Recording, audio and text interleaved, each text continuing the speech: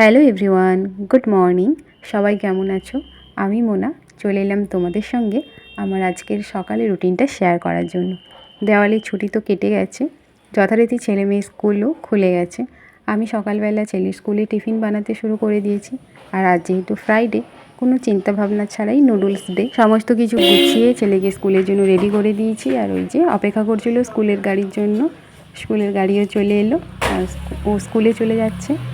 এরপর মেয়েও স্কুলে বেরোবে আর ওর একটু বেরোতে দেরি আছে, সেই জন্য আমি আমার কিছু কাজ একটু এগিয়ে নিচ্ছি। বাসি বিছানাটা একটু গুছিয়ে নিই আর তারপর ওকে ফ্রেশ করে খাইয়ে ওকেও স্কুলের জন্য রেডি করে দেবো। ও স্কুলে চলে যাবে, কিছুটা টাইম এখনও আছে।